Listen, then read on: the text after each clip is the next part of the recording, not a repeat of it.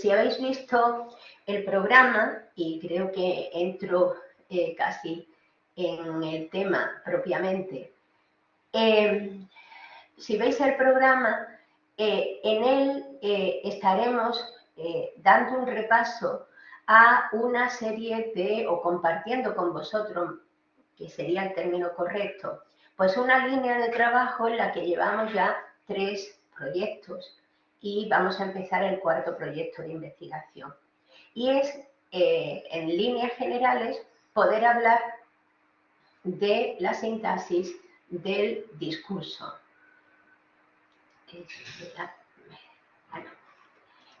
Poder hablar de la sintaxis del discurso.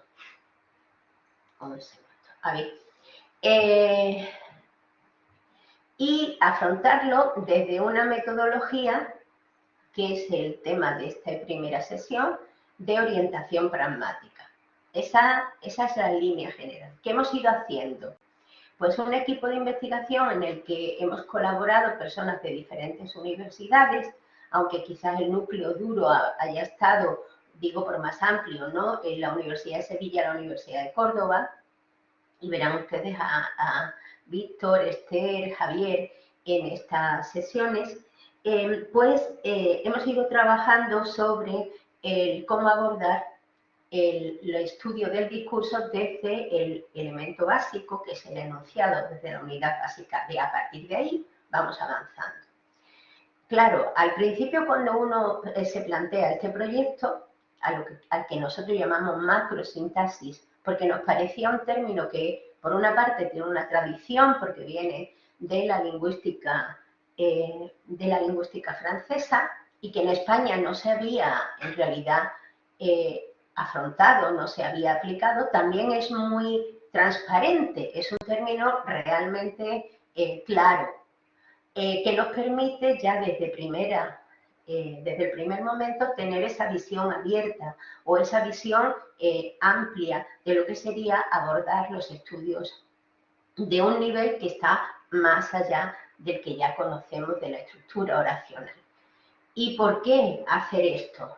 Pues porque en toda la investigación que hemos ido haciendo, y si alguno conoce alguno de mis trabajos, saben que yo me he pasado prácticamente media vida trabajando sobre los marcadores del discurso y sobre diferentes tipos de enunciados, de funciones, etcétera, y me ha importado muchísimo cuál es el uso que se hace en los diferentes tipos textuales, no solamente en la conversación, sino también en discursos como el político, el de los medios, intentando ver por qué un hablante elige una forma, cómo la sintaxis tiene que explicar o tiene que integrar también estudios o explicaciones que no siempre entran dentro de las relaciones de dependencia o no dependencia.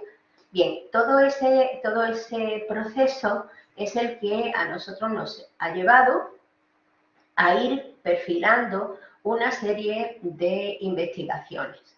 El primer, por poneros un poco en situación, el primer proyecto lo planteamos así, desde el punto de vista de cómo definir la estructura del enunciado.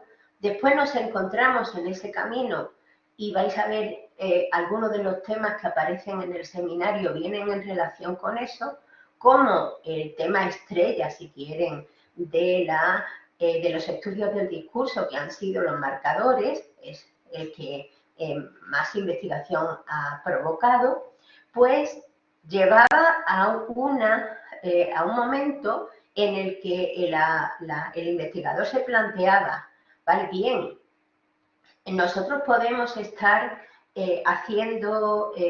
estudiar marcadores, pero hay una situación intermedia en que no conectores, que son menos frecuentes, pero sí otros elementos como los marcadores pragmáticos de Fraser o los que nosotros llamamos operadores discursivos que expresan subjetividad, enunciación, etcétera, esos elementos se encontraban a veces en proceso de fijación y otras veces no era solo un elemento que se fijaba, sino una construcción más grande, una construcción que abarcaba prácticamente la estructura del enunciado. A eso había que darle una respuesta.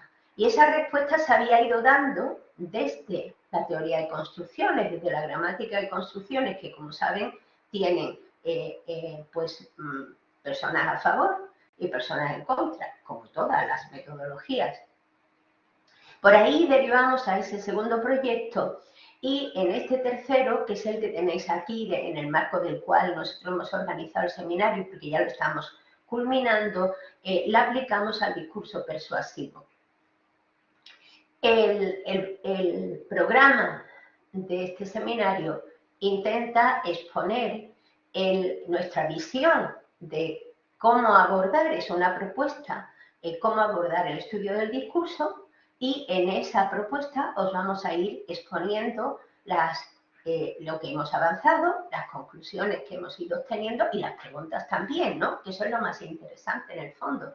Una investigación funciona si resuelve algunas hipótesis, o confirma o las reorienta, pero también si provoca nuevas preguntas, es decir, que si la investigación sigue viva. Bien, yo no sé si a mí, encima de lo pequeñita, ahora se me ve mejor, que como soy tan pequeñita, está caída la cámara, pues se me veía la parte alta nada más.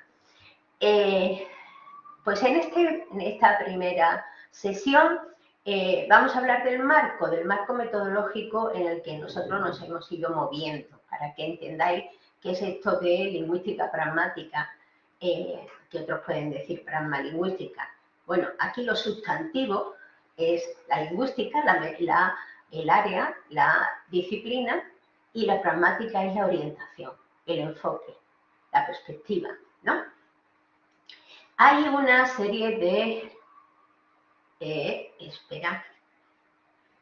espera, que yo me vaya. Es que si me voy al modo presentación, no veo el chat. Así que, a ver cómo lo hago. Sí, pero creo que no tengo más remedio que irme al modo presentación. Levantad la mano, por favor, que así es un sonido y puedo verlo. Bien, ahora, sí, ahora creo que tengo ambas cosas. A ver si esto va. Bien, perfecto. Bibliografía básica. Bueno, esto es unas indicaciones, luego podemos hacer una especie de pack con algunas informaciones que os puedan servir. Y la obra primera, que publicamos en el 2000 y que luego ha tenido 3 reediciones, en el 2000 modificadas, claro, en el 2015 y luego en el 2017, es en la que se plantean los fundamentos de lo que vamos a hablar hoy, ¿no? De qué es la lingüística pragmática. Luego tenéis ahí una obra que salió que va a salir, no que salió, que va a salir en unos días. ¿De qué hablamos nosotros cuando hablamos de lingüística pragmática? Pues en el año 2000, que fue la primera edición del libro, yo intentaba explicar cómo analizar un discurso implica analizar un mensaje, pero un mensaje que el hablante está llevando al oyente, está haciendo llegar al oyente. Perdonad que coja el móvil, porque no sé si voy bien de tiempo. Hacer llegar un mensaje a un oyente, es decir, que nuestro enfoque comunicativo, nuestro enfoque, el análisis de ese mensaje, de ese discurso, no podemos desligarlo de sus circunstancias de producción. Es lo que decía también Jaudot en sus instancias de producción. Entonces, nosotros tenemos que tener en cuenta un contexto, de acuerdo, eso lo decimos siempre, estamos acostumbrados a oír eso, un enfoque pragmático es un enfoque que tiene en cuenta el contexto. ¿Qué es el contexto? Pues muchas cosas, ¿no? Hay aspectos sociales, aspectos psicológicos, históricos, el tipo discursivo también, ¿no? Historias discursivas, tradiciones discursivas, ideología también, el momento en el que estas cosas, en que se produce determinado discurso y el objetivo que se tenga en ese discurso. Perfecto. Pero resulta que hay otros aspectos internos, es decir, que esa introducción esa introducción de la perspectiva comunicativa implica que yo voy a encontrar en el discurso más cosas. Tengo que hacer un análisis, tengo que prever que yo no puedo quedarme en un análisis de las oraciones, del número de oraciones que tiene el discurso, ir a hacer un acercamiento fonético o un acercamiento semántico ahí de manera aislada dentro de la oración. Este marco en el que veis aquí, debajo del hablante, enunciación y modalidad, vemos microestructura, macroestructura. Bueno, Víctor Pérez, a quien le doy las gracias, lo reordenó un poquito mejor en este cuadro que está más bonito y se lo agradezco. Bueno, ¿qué hicimos? Pues tomamos una organización que venía de Van Dijk en su estudio en su libro sobre la ciencia del texto, que diferenciaba 3 niveles. La microestructura, que era la que siempre habíamos trabajado, ¿no? Un enfoque dentro de la oración, centrado en la oración, bien sea desde lo fonético fonológico, desde lo morfosintáctico, desde lo léxico-semántico.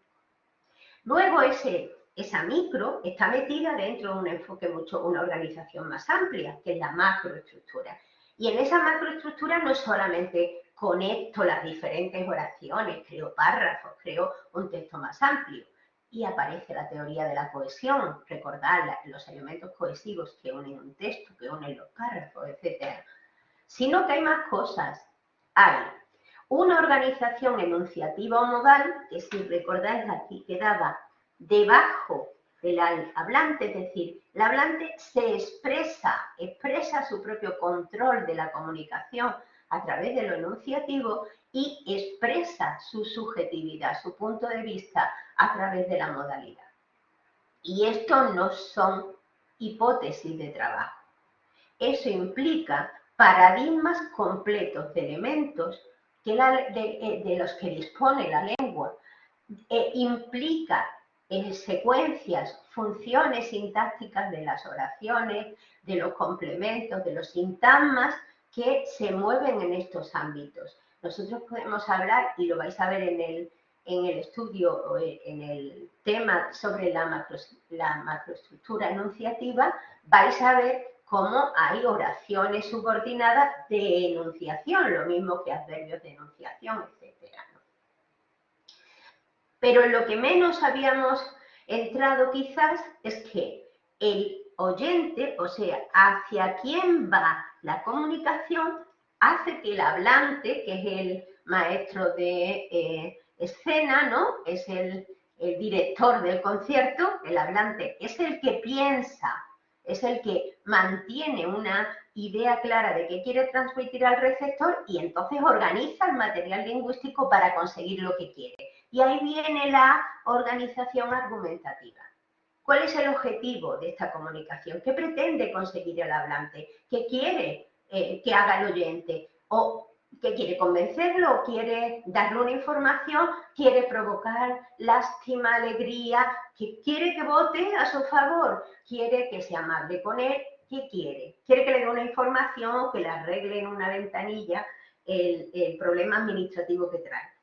Pues a partir de ahí, esa es la organización argumentativa, que de nuevo, no es un invento. Y sabéis que hay teorías, como la teoría de la argumentación en la lengua, las trataremos en el punto correspondiente de la macroestructura argumentativa.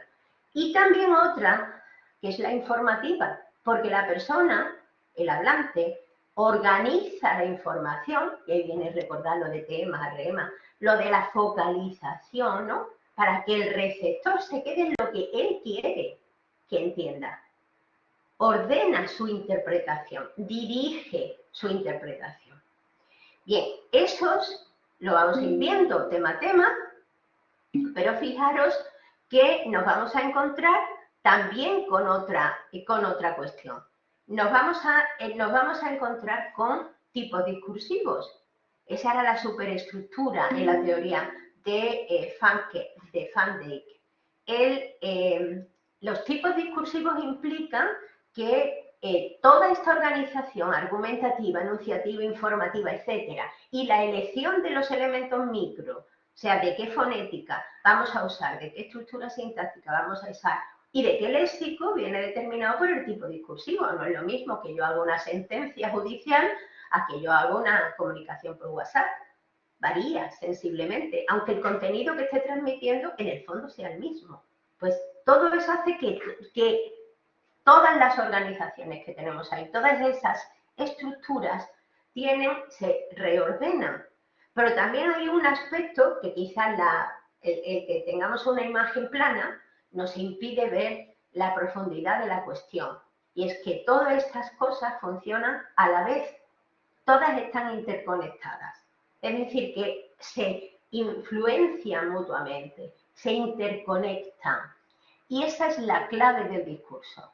El funcionamiento del discurso, por tanto, el estudio del discurso, si uno quiere avanzar, tiene que adoptar una metodología multidimensional. Esa es la conclusión a la que hemos llegado después de muchos años, ¿no?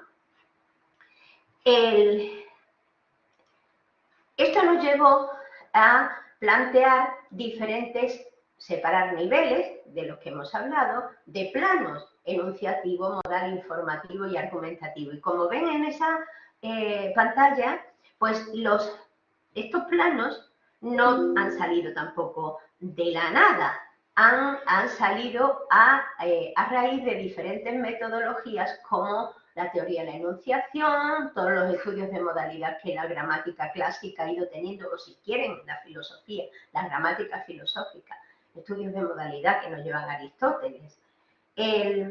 Los estudios de la praguense, de la nueva escuela de Praga, con la Functional Sentence Perspective, a la que debemos esa organización en tema y rema, o la teoría de la argumentación en la lengua. Bueno, todos estos puntos se van a ir desarrollando en el seminario, de manera monográfica.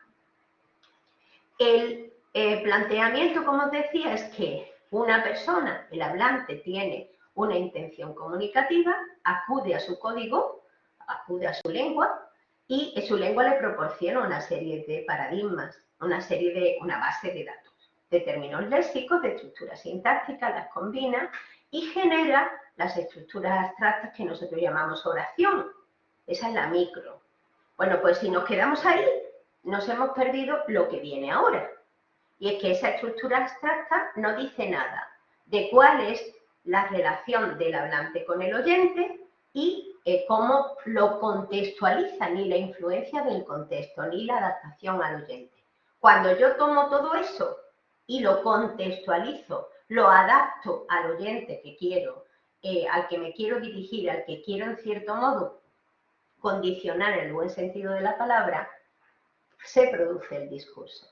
Luego, el estudio del discurso, si no tiene en cuenta esos parámetros, es un estudio vacío.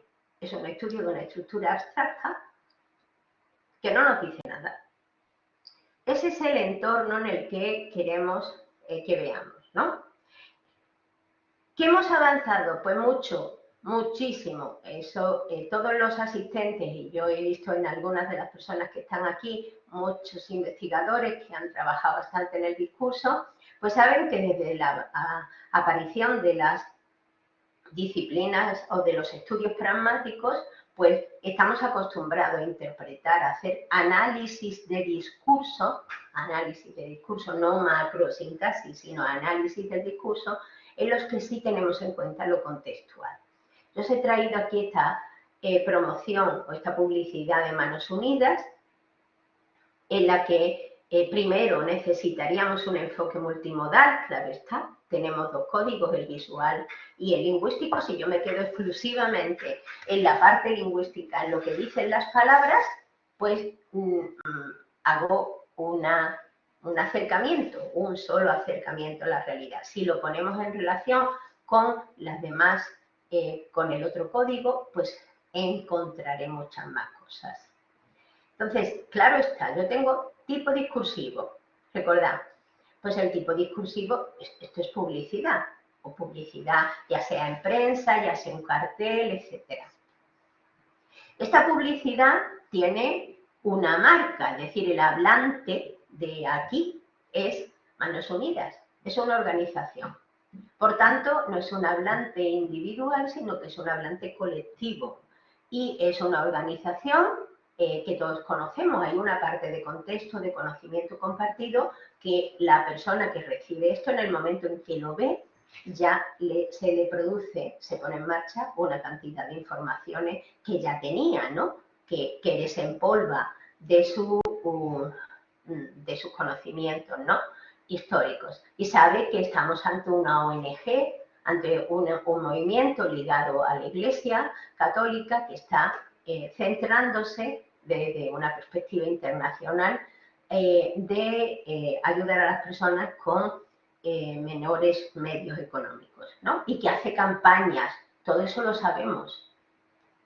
Pero en este momento, Manos Unidas, en el que pensar, por ejemplo, en una persona que por sus circunstancias, ¿no? Por su historia, por sus condicionamientos, sea católica frente a una persona que por su formación o por eso, por sus condicionamientos, tenga cierta resistencia ante todo lo que sea una orientación religiosa.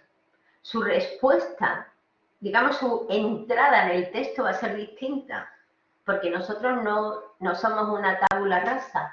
Nosotros entramos en una comunicación, recibimos una información con un montón de ideas previas. Bien, pues ante eso, ¿qué tiene de novedoso que podríamos nosotros comentar aquí? Pues si lo vemos desde el punto de vista de la multimodalidad, nosotros sabemos que nos quieren persuadir. Ahí hay un aspecto argumentativo clarísimo. Y, un momento, no sé cómo toman asistencia. Mabel, no hay problema. En la asistencia se me queda a mí grabada todas las personas que asisten. No os preocupéis. Luego me sale a mí un informe. Seguía diciendo, nosotros tenemos aquí nosotros tenemos un discurso que es claramente persuasivo. La publicidad pretende convencer a los receptores para que realicen una acción, ya sea comprar un producto en la publicidad comercial o, como aquí, pues tener una actividad económica que ayude a la organización. Pues en ese objetivo persuasivo, ¿cómo lo hace? Pues Manos Unidas tiene también que innovar, tiene que adaptarse a la situación. Y esa adaptación al contexto la hace acercándose a la gente más joven o acercándose también a un mundo más digital, ¿no? De ahí que el regar el campo para poder obtener alimentos se haga con una regadera móvil, por decirlo de alguna manera. De esa manera conecta. Pero conecta también con el resto del texto, como veis, porque ahí hay una conexión entre los dos códigos, el código lingüístico, el código visual, en ese comparte lo que importa. Por esa palabra, no me voy a meter todos vosotros lo conocéis, ¿no? En un texto persuasivo, en la parte escrito, la parte de entonación, aquello que se centra la información más están en las mayúsculas. Es decir, aquí hay solo la tipografía te está organizando la información en qué es lo más relevante y qué es lo menos relevante, en una especie de jerarquía de información. Pues comparte, esa es la palabra clave, porque es la palabra necesaria para que nosotros podamos ayudar a las personas que tienen menos que nosotros, pero también es la palabra clave de la actividad en redes sociales de la gente más, bueno, no necesariamente de la gente más joven, sino, digamos, de los digitales, vamos a llamar así, de nativos o no nativos, ¿no? O incorporados. La palabra compartir información, compartir experiencias, compartir vídeos, compartir imágenes, es la palabra más usada. Aquí no estamos hablando de eso, no estamos hablando de compartir para que me veáis, para que yo me proyecte, para que yo me haga publicidad a mí misma. No, aquí se habla de compartir aquello que tenemos para que los otros se beneficien, para que los otros puedan llegar a tener algo, ¿no? De ahí lo que importa. Bueno, pues un análisis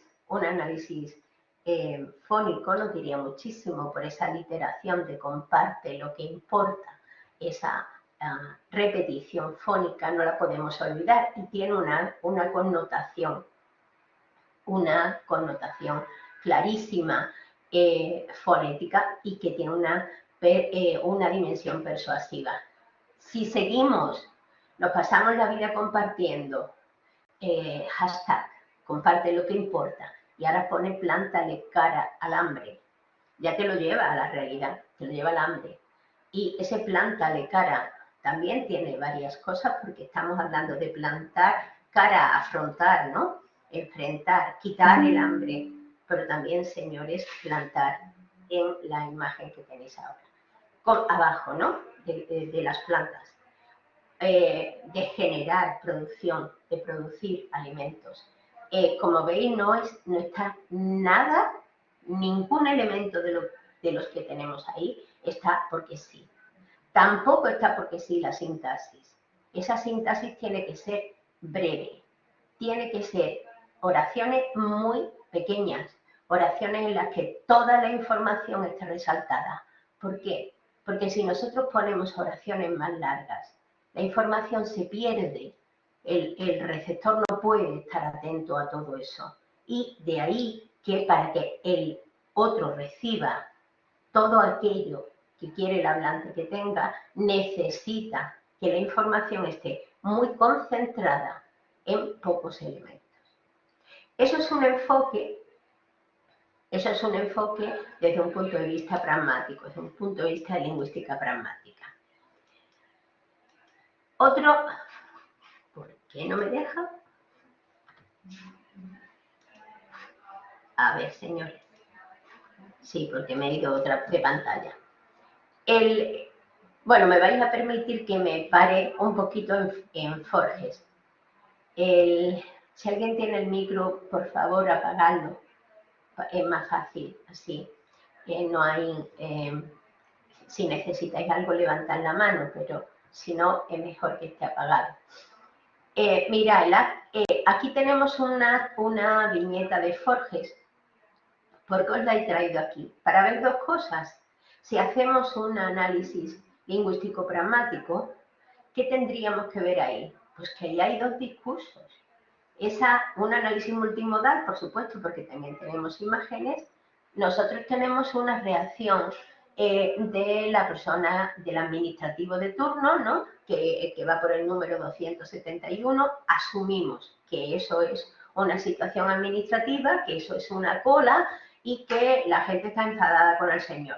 Y le dice que, bueno, y él reacciona porque se supone ante una agresión, entre comillas, que le han acusado de burócrata. Y su reacción de rechazo, ¿no? Es una oración o un enunciado exclamativo, pero es un enunciado exclamativo que es un reto y casi un insulto. Eso no me lo repite usted duplicado y compulsado. Entonces, esa reacción, que nosotros podemos verlo dentro de la teoría de la conversación, de la interacción, si quieren hasta del ataque a la imagen, de la cortesía o descortesía, más bien dicho, pero fijaros que aquí hay un componente de tipo discursivo fundamental, y es que si nosotros estamos hablando de burocracia, la reacción de este señor que está rechazando esa acusación lo hace precisamente con el léxico puramente burocrático, ¿no? Que es donde radica el humor, ¿no? En esa choque contextual entre lo que quiere decir y lo que las palabras dicen. Entonces, se ha hecho, digamos que este señor se ha hecho poco favor a sí mismo. Pero luego aparece la otra información que sí firma Forges, ¿no? Que es como si fuera una acotación al margen. Recordad las acotaciones en el teatro. Bueno, pues esta acotación al margen, en una estructura muy propia de él, en un determinado momento sus viñetas tenían una información que tenía ya más trascendencia política y la hacía en esa parte. Luego, ahí tenemos otro discurso que es totalmente ideológico y que tiene y que va dirigido, que ya no está intentando provocar humor, sino establecer una reorientación ideológica de lo que allí está diciendo. Cuando aparece el autor informa de que la acción de este chiste no transcurre necesariamente en España. ¿Cómo relaciono yo un discurso con el otro discurso? Porque son dos partes que tienen que estar interconectadas. Si nosotros nos preguntamos ahora, ¿qué relación hay entre lo que aparece en la viñeta, interrogativa y exclamativa, con esta acotación? La primera parte lo dice el globito, lo dice el personaje, que es evidentemente un personaje dentro de una historia que organiza Forges, pero la segunda parte es del autor. Es lo mismo que cuando uno hace estudios de literatura y se plantea cuestiones como el dialogismo, la polifonía, cuando el autor se hace personaje dentro del discurso, de su propio discurso, estilo Forges, y crea un texto preñado de mensajes de diferentes voces, de diferentes autores. Todo eso tiene que darle solución. Se le ha dado desde perspectivas pragmáticas, pero hay que dárselo también desde el punto de vista sintáctico. No podemos olvidarlo. Eso entraría también dentro de la macrosintaxis.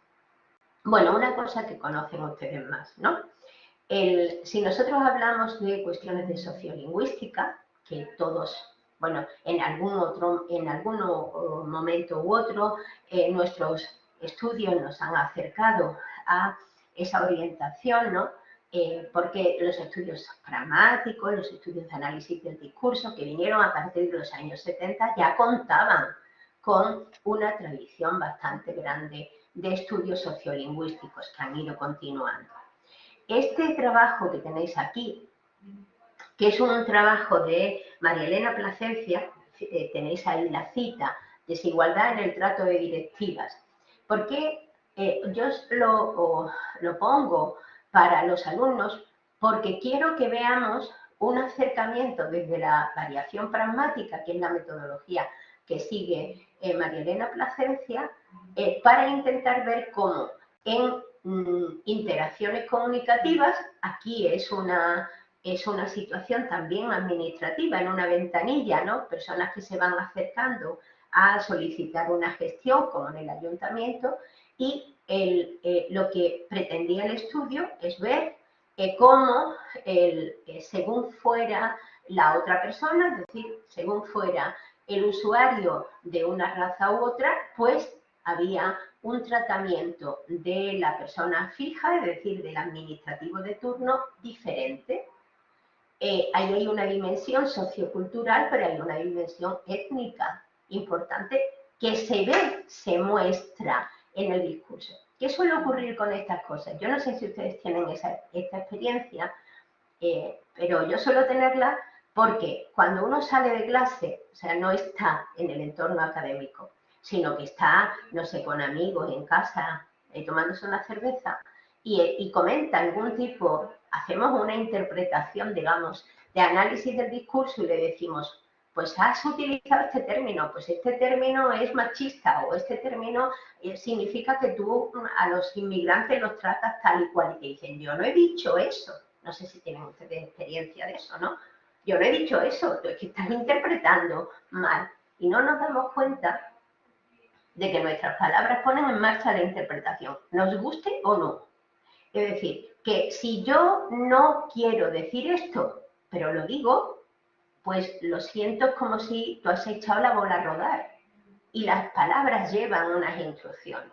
Eso es lo que nos ha enseñado el enfoque pragmático. Eso es lo que muchos piensan que hay que separar. Y por esa razón nosotros insistimos en un enfoque lingüístico, pero pragmático, de orientación pragmática.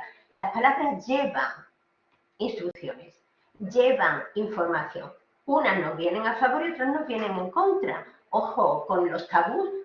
Nosotros sabemos que si uno utiliza un término malsonante, el otro va a pensar, bien, que habla así, que tiene poca formación, o que está enfadado, o que no es lo adecuado. Es decir, nadie va a ver al rey, una audiencia con el rey, y suelta un taco. No es lo normal, no es lo esperable. Y esa persona se desautoriza a sí misma.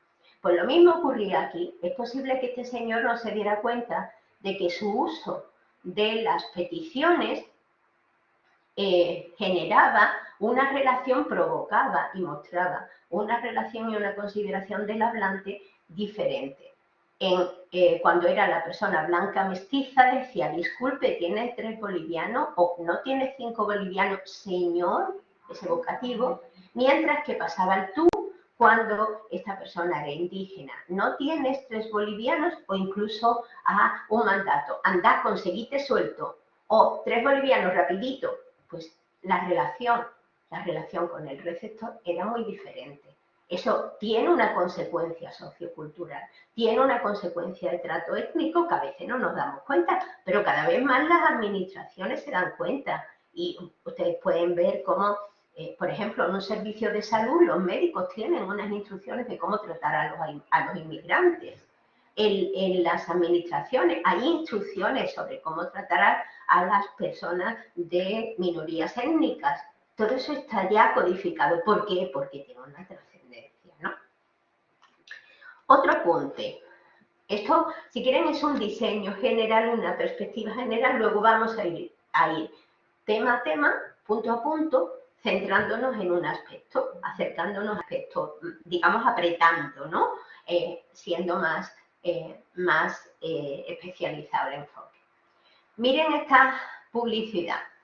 Y miren aquí qué hemos hecho, qué ha hecho la persona que la ha generado, pues ha utilizado los prefijos. Más ilusionado, más idealista, más soñador, más inquieto, más entusiasta, mini empresario y ahorrador. Bueno, bien, podemos decir, muy bien, es una estrategia argumentativa perfecto, dependiendo de una determinada corriente social, y es como se estaba en este momento promocionando las personas que tenían que estaban creando una empresa, es decir, un movimiento de animar a las personas jóvenes a que crearan empresas. Pero ese y ahorrador en el que yo me quiero quedar, que está resaltado en negrita y que supone que la persona que la ha generado el anuncio está resaltando esa información por encima de todo. ¿Y cómo lo hace? Pues a través de las pausas. Y eso nos tiene a nosotros que llevar a la cuestión de dónde están los límites del enunciado. Y no quedarnos en decir, esto es una serie, ¿no? Yo tengo aquí 2, 4, 5, 6, 7 adjetivos, ¿no? Y esos 7 adjetivos están coordinados por él. Eso no es lo que dice el anuncio. Eso no es lo que ha querido decir el hablante. Y poner la atención en el hablante es hacer un enfoque en lingüística pragmática, es acercarnos a la realidad. No forzar la realidad. No decirle al hablante, tú has querido decir esto, que narices, el hablante ha querido decir lo que ha dicho. Es el analista el que quiere forzarlo, el que quiere que le faciliten el tema, y no es cuestión de que nos faciliten el tema. Tenemos que explicar lo que dice el gran jefe, que es el hablante. Más cosas. Mirad, si yo me encuentro con un parrafito como este, que pertenece al discurso político, tampoco es que esté súper buscado, ¿no? Pues fijaros, en este texto yo señalé en principio un de hecho y un es decir y un aún así. O sea, que yo tenía ahí 3 marcadores del discurso. Eso haríamos en un estudio de pragmática más habitual, ¿no? Iríamos a ver los marcadores del discurso, ¿no? Que son los que nos llevaría hasta ver cómo se cohesionaban, cómo se conectaban los diferentes enunciados. Y en ese campo se ha seguido la investigación muchísimo tiempo. Yo empecé haciendo mi tesis en el año 82 y en el año 83 empecé a hacer la tesis sobre los que en aquel momento llamaba yo enlaces suprarracionales, pues, y he seguido trabajando con marcadores del discurso, ya luego con operadores, ¿no? Pero desde ese momento, y desde que sale la obra de Schiffrin en el 87, también en mi tesis de enlaces suprarracionales, pues en ese momento teníamos toda una investigación abierta en todos los campos, en todas las lenguas. Hemos avanzado muchísimo, pero ahí no queda el estudio de la sintaxis. Nos hemos limitado a esas palabras y no hemos explicado otras. Mira, aquí yo he señalado en verde de Andalucía, he señalado algunas estructuras que si ahora pensáis, ¿cómo meto yo eso en el análisis de la oración? Pensad en clase. Yo siempre lo veo en versión profesora.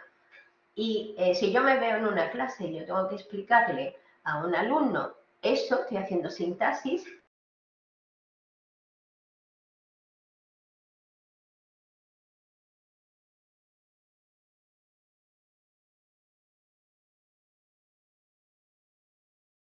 Como lo hace con el Banco de España. Complemento.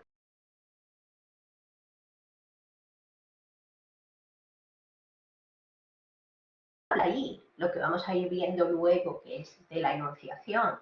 Pero es que si luego seguimos un poquito más abajo, dice, en cuanto a los vencimientos, deberíamos hacer frente antes de final de año a un vencimiento de deuda entre los 1.500 y los 1.600 millones.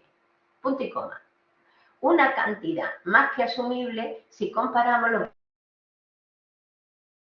unidades autónomas. ¿Vale? Podemos decir, es una posición a en los 1.500 y los 1.600 millones. Pero una posición, ¿por qué hace una posición ahí el hablante? Y es una...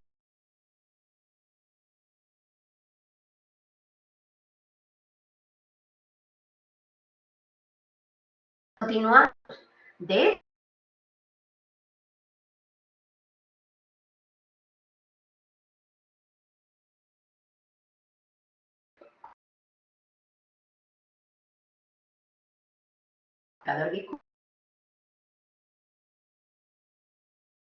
no creo que esto lo discutir. Y ahí tenemos una...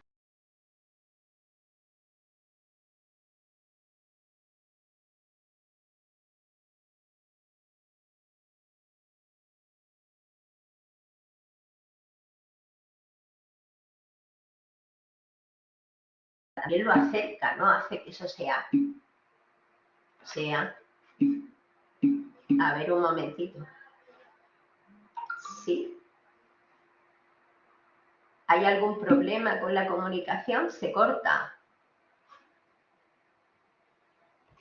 ¿Sí? Sí se te entrecorta en algún momento. Catalina, ¿te ha parecido con problemas de conexión? Ahora parece que está bien. No ha salido un aviso como que la conexión no iba bien.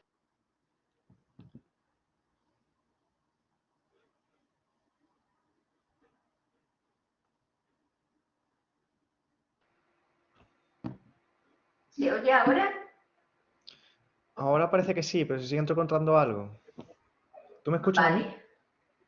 Yo sí, perfectamente. Sí, pero que aparece que tienes problemas de conexión, que tu barra roja está un poco baja. Ah, vaya. Bueno, yo voy a quitar si no la cámara y con eso se reforzará el sonido.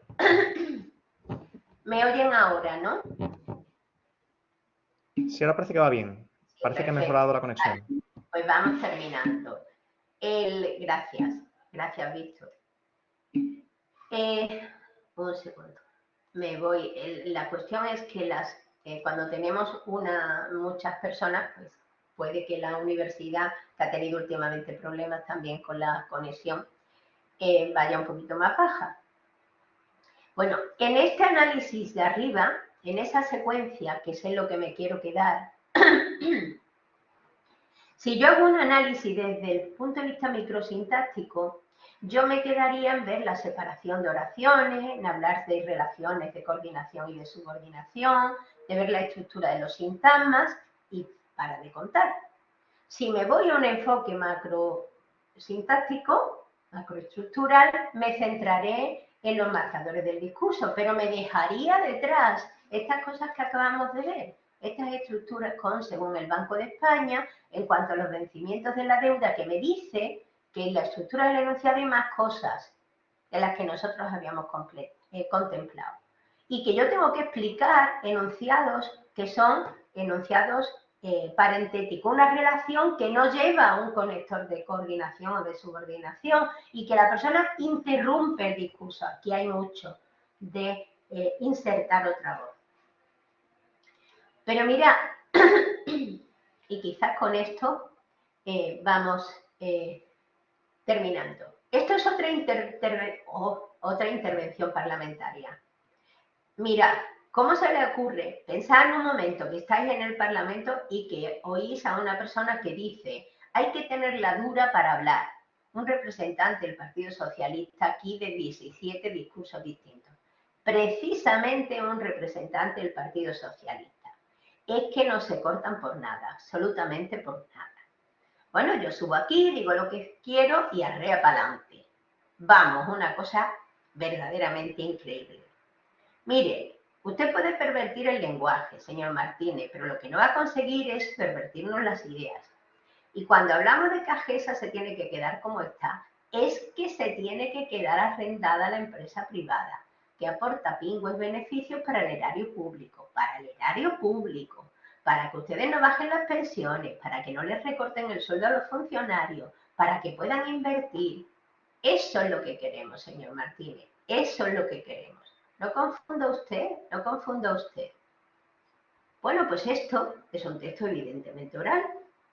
Es una de las pocas intervenciones no planificadas de la Cámara y en estas, si la persona tiene que analizar, el profesor tiene que analizar, pues si lo hace desde un punto de vista microsintáctico, pues de nuevo, hacemos los tipos de oraciones, nos quedamos en las relaciones de coordinación y subordinación, hablamos de que este elemento es una cosa verdaderamente increíble, pues que verdaderamente es un adverbio, sí señor, ¿no? Y bueno, yo me encontraría con ciertos problemas, porque fíjense aquí cuando dice, y cuando hablamos de que Agesa se tiene que quedar como está, es que se tiene que quedar arrendada a la empresa pública. Esto es una oración temporal, pero yo tengo aquí un es que, ¿quién es el sujeto de es? Es que se tiene que quedar arrendada a la empresa privada, es una oración impersonal, hay otros es que, por ahí. Mientras que si lo hacemos desde el punto de vista macrosintáctico, tenemos que explicar cómo están separados los enunciados. ¿Por qué? Porque mirad, aquí dice precisamente un representante del Partido Socialista. Eso es un enunciado, el hablante lo ha dicho como tal. Ha establecido pausas, ha querido resaltar ese elemento. Y por si no nos ha quedado claro, nos ha puesto un corrector, un operador discursivo que es precisamente para focalizar la información. Y luego, pues, tenemos multitud de repeticiones ahí, ¿no?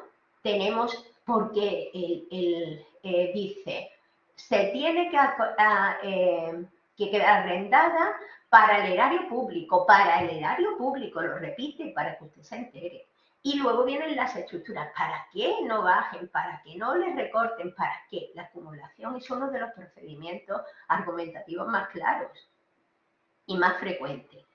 Pero es que luego tenemos, una vez que ha dicho eso, lo retoma con eso. Eso es lo que queremos, señor Martínez, eso es lo que queremos.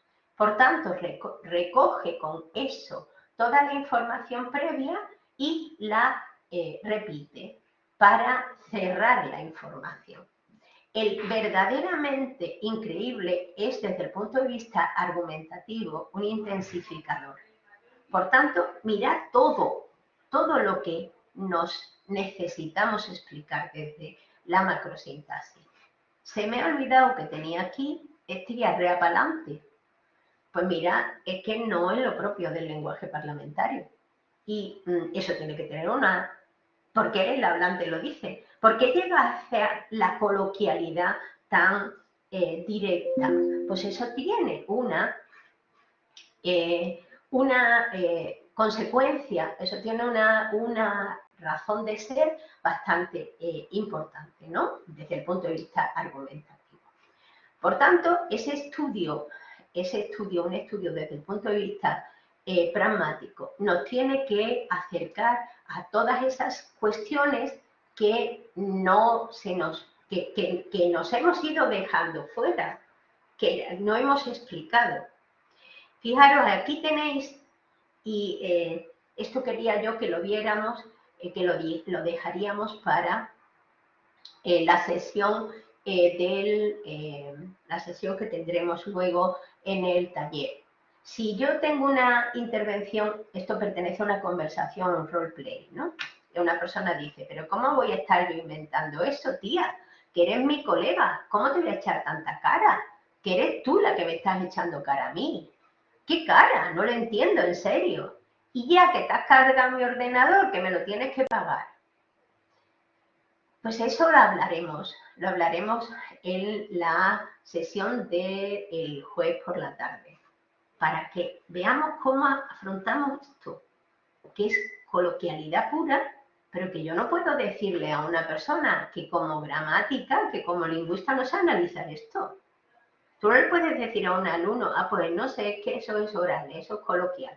O como a mí me dijo unos profesores, yo me ponen esto y me harto llorar. Pues bueno, si te hartas de llorar, te tienes que venir llorado de casa, como se dice vulgarmente, no podemos hacerlo, ¿no? Bueno, un acercamiento a esta perspectiva la llevamos a cabo en el diccionario de conectores y operadores del español, que tenía este esquema. Fijaros, cuáles eran los valores básicos que tenía la unidad y cuáles los contextuales, y cuáles eran sus características sintácticas de combinatoria, posición, pero luego teníamos cómo se comportaba en la macroestructura, en la enunciación, en la modalidad, la información y la argumentación, y qué tipo de texto seguía. ¿Por qué? Porque aunque el elemento, imaginar un elemento argumentativo podía tener también una función enunciativa o al revés. Os lo pongo con un ejemplo con dichoso. Pues dichoso es un modificador que aporta una valoración negativa y una minusvaloración del elemento al que afecte y cierto valor exclamativo. Ese es el valor básico. No de cuando estoy dichoso, sino de el dichoso niño, que es cuando funciona como operador modal. Aparece antecediendo a un sustantivo e indica que es algo conocido y valorado negativamente. Esto es la interpretación contextual y lo tenéis con citas, contextos documentados. ¿Cuál es su posición? Antepuesta, se integra en el grupo fónico, es decir, no aparece entre pausas, no es un elemento como los tradicionales marcadores del discurso. Y tiene un valor polifónico, retoma discursos previos que el hablante valora negativamente. Ahí está la parte modal, ¿no? Y desde el punto de vista informativo, enfatiza esa información y antiorienta argumentativamente. Aparecen textos conversacionales y coloquiales, ya sean orales o escritos. Eso es lo que intentamos hacer en el diccionario de conectores y operadores, que es llevar esa metodología al análisis de los marcadores del discurso. ¿Qué nos supuso? ¿Cuál es el gran avance? Aparte de tener un inventario de unidades, es tener en cuenta todo este comportamiento de los diferentes planos. Porque si, de nuevo digo lo mismo y con esto acabo, si no tenemos ese enfoque multidimensional, si no nos acostumbramos a mirar las cosas desde diversas perspectivas, nos estamos perdiendo el cuadro. No vamos a dar una descripción del discurso cuando el hablante sí la tiene. Es decir, tú como hablante oyente del español tienes información, entiendes el discurso y sin embargo puede que el profesor, el analista, el investigador no te esté dando solución a eso. Y eso es lo que el estudio del discurso tiene que superar, adoptando una perspectiva poliédrica, porque de otro modo nos quedamos en una visión plana, con todas las connotaciones negativas que esto tiene. Bien, pues yo paro aquí porque la parte práctica la quiero ver con vosotros, en el próximo día, en el taller, y vamos a hacer una pausita y luego seguirá Esther. Como os he dicho, porque yo me tengo que incorporar a una reunión que me la han puesto sin tenerla prevista, y yo volveré con vosotros sobre las 1 menos cuarto. Esther hará 2 sesiones con una pausa de 15 minutos en medio en cada una.